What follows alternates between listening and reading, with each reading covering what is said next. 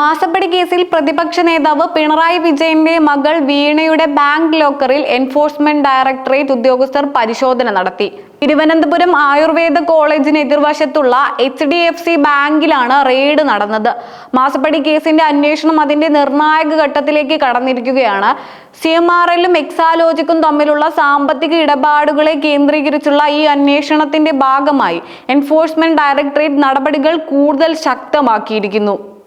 ഈ വിഷയത്തിൽ നേരത്തെ കൊച്ചിയിലെ ED ഓഫീസിൽ വെച്ച് വീണ വിജയനെ 9 മണിക്കൂറോളം നീണ്ട ചോദ്യം ചെയ്യലിന് വിധേയയാക്കിയിരുന്നു.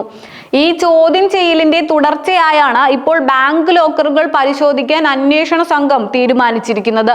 തന്റെ സ്വർണം ഉൾപ്പെടെയുള്ള വിലപിടിപ്പുള്ള വസ്തുക്കൾ സൂക്ഷിച്ചിട്ടുള്ളത് ഈ ലോക്കറിലാണെന്ന് വീണ മൊഴി നൽകിയിരുന്നതായാണ് വിവരം. ഈ പരിശോധനയുടെ ഭാഗമായി രാവിലെ തന്നെ അന്വേഷണ സംഘം ബാങ്കിൽ എത്തിച്ചേർന്നിരുന്നു.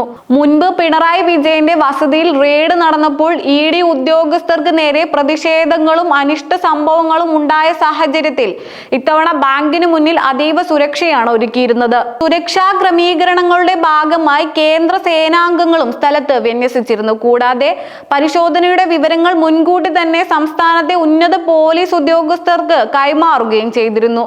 കഴിഞ്ഞ കുറച്ച് ദിവസങ്ങളായി മാസപ്പടി കേസിൽ അന്വേഷണം വളരെ വേഗത്തിലാണ് പുരോഗമിക്കുന്നത്. വീണ ഹാജരാക്കിയ രേഖകൾ ED വിശദമായി പരിശോധിച്ചു വരികയാണ്.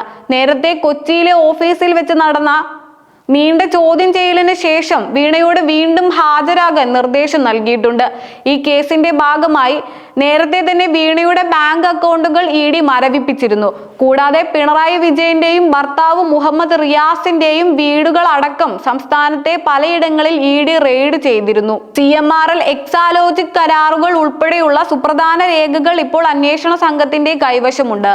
SFIO ശേഖരിച്ച 134 രേഖകളും EDക്ക് ഇതിനോടകം ലഭിച്ചിട്ടുണ്ട്. നിലവിൽ ബാങ്കിലെ പരിശോധന തുടരുകയാണ്. ലോക്കറിൽ നിന്ന് കേസിനെ ബാധിക്കുന്ന നിർണായക വിവരങ്ങളോ തെളിവുകളോ ലഭിക്കുമോ എന്ന ആകാംക്ഷയിലാണ് രാഷ്ട്രീയ കേന്ദ്രങ്ങളും പൊതുജനങ്ങളും ഇപ്പോൾ ഉള്ളത്. വരും ദിവസങ്ങളിൽ വീണയെ വീണ്ടും ചോദ്യം ചെയ്യാൻ വിളിപ്പിക്കുമെന്നാണ് ED നൽകുന്ന സൂചന.